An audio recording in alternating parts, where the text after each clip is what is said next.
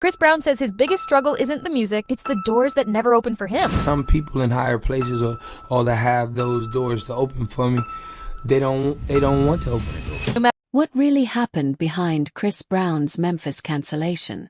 Before we dive into this story, make sure you hit that subscribe button and turn on notifications because you won't want to miss what we're uncovering next on Celebrity Program TV. Trust me, this gets deeper than you think. So Chris Brown just pulled the plug on what was supposed to be one of the most historic nights in Memphis entertainment history. And nobody saw it coming. We're talking about a concert that had been in the works for months. Tickets sold out, fans planning their entire schedules around this event. And then boom, everything just vanishes. No warning, no detailed explanation. Just a cancellation notice that left thousands of people staring at their phones in disbelief. This wasn't just another tour stop getting scratched off the calendar. This was the Breezy Bowl XX tour rolling into Simmons Bank Liberty Stadium, a venue that hadn't hosted a major concert in 25 years. Let that sink in for a moment. A quarter of a century. The last time that stadium saw a concert of this magnitude, people were still burning CDs and downloading music on Napster. Memphis had positioned this show as their grand re-entry into the major entertainment arena, proof that they could compete with the fancy new venues popping up everywhere else. Local promoters had spent months hyping this up, talking about how Chris Brown was bringing R&B royalty back to a stadium that had been starving for this kind of energy. And it wasn't just Chris performing alone. Bryson Tiller and Jhené Aiko were scheduled to hit that stage too, making this a triple threat that had fans losing their minds on social media the moment tickets dropped.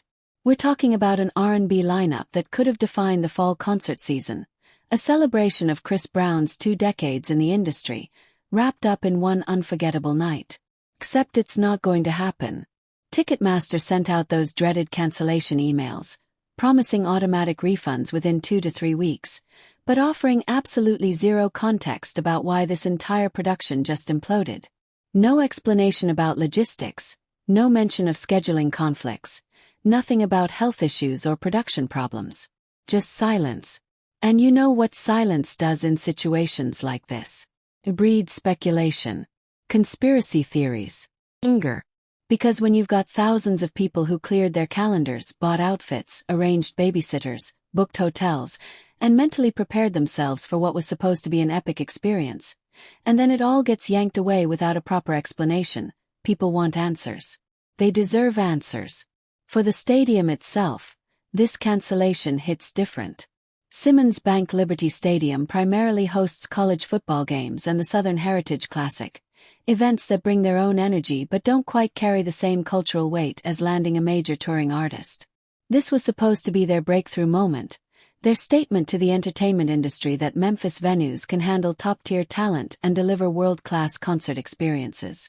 That opportunity just evaporated, and you can bet local officials are scrambling behind closed doors trying to figure out what went wrong and whether they'll ever get another shot like this. But here's where the story gets really interesting. And if you're not already subscribed to Celebrity Program TV, you need to fix that right now because we're about to break down the numbers that'll blow your mind. Despite this Memphis disaster, Chris Brown's Breezy Bowl XX tour is absolutely crushing it financially. We're not talking about modest success here. Billboard reported that this tour has generated gross earnings exceeding several $100 million through late September alone. Read that again. Hundreds of millions. While other artists are struggling to fill mid-sized venues and dealing with weak ticket sales in a post-pandemic landscape where people are being more selective about their concert spending, Chris Brown made the leap from arenas to ballparks and somehow made it look easy. His ticket sales have skyrocketed compared to previous touring cycles, proving that despite everything, despite all the controversies and headlines and legal issues that have followed him throughout his career, his fan base hasn't just remained loyal, it's actually expanded. During the summer months, Brown topped Billboard's monthly touring chart for the first time ever in his career, which is absolutely wild when you consider he's been performing professionally for 2 decades. His European shows sold out across the continent, demonstrating that his appeal isn't just domestic, it's genuinely global. We're talking about packed stadiums in countries where American R&B doesn't always translate, yet Chris Brown had them singing every word. This tour has positioned him among the highest-grossing R&B performers currently on the road, and with dates still remaining on the schedule, Industry experts are predicting his career touring revenue is about to hit numbers that will redefine what's possible for R&B artists in the streaming era. He's essentially adopting the playbook that rock legends and country superstars have used for years, taking established popularity and scaling it up to massive outdoor venues that can accommodate tens of thousands of fans per show. The math is simple but devastating for smaller venues. More seats means more tickets means more revenue, and more revenue means Chris Brown is operating in a financial stratosphere that most R&B artists can only dream about. But success and controversy have always walked hand in hand with Chris Brown, and this year has been no exception. While his tour prints money and breaks records, legal complications continue swirling around him like a storm that never quite dissipates. Earlier this year, he was arrested in the United Kingdom following accusations that he assaulted a music producer with a tequila bottle at a nightclub. Brown pleaded not guilty to those charges, which remain unresolved and hanging over his head like a legal sword of Damocles. Make sure you're following Celebrity Program TV because we're tracking every development in these cases and you don't want to miss a single update. Brown also filed a massive defamation lawsuit against Warner Brothers, alleging that a documentary about his life and career portrayed him as a serial abuser through what he claims is misleading editing and cherry-picked information designed to paint him in the worst possible light. This lawsuit represents his attempt to control the narrative, to push back against media portrayals that he believes have been fundamentally unfair and damaging to his reputation and career. The legal strategy here is fascinating because he's not just defending himself in court against accusations. He's going on the offensive, using litigation as a tool to challenge how his story gets told. Yet despite these legal battles, despite the arrests and lawsuits and constant media scrutiny, his touring numbers suggest that a massive segment of his fanbase has made a conscious decision to separate the artist from the allegations, to judge him based on his music and performances rather than his personal conduct. Whether you agree with that separation or find it deeply problematic, the numbers don't lie. People are buying tickets. Stadiums are filling up. Revenue is pouring in. So what does Memphis actually lose in all of this? More than just one night of entertainment. This cancellation represented validation for a city that's been fighting to prove it still matters in the modern entertainment landscape. Memphis has an incredible musical legacy, a history that runs deep through blues, soul, rock and roll and hip-hop, but having historical significance doesn't automatically translate to landing contemporary major tours. Newer cities with state-of-the-art facilities and aggressive promotion strategies have been pulling major acts away from traditional music cities, and Memphis was hoping this Chris Brown concert would reverse that trend. Local officials wanted to demonstrate that unconventional venues like football stadiums could create unique concert experiences that rival purpose-built amphitheaters and arenas. They were ready to prove that Memphis could deliver the production quality, crowd management, and overall experience that major touring artists demand. That opportunity vanished the moment the cancellation notice went out. Social media absolutely exploded with reactions, theories, and frustration. Fans started speculating about everything from production disputes to business disagreements between promoters and Brown's management team. Some suggested last-minute contract issues, others whispered about creative differences, and more than a few pointed toward the ongoing legal complications as a possible factor. But here's the problem with all that speculation. Neither Chris Brown's team nor the Memphis promoters have said a single word to confirm or deny any of it.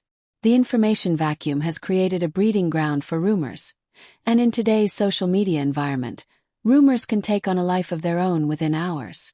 Disappointed fans expressed their anger in comment sections, Instagram stories, and Twitter threads, with some questioning whether they'll ever trust announcements from this venue again. That's the reputational damage that lingers long after refunds get processed.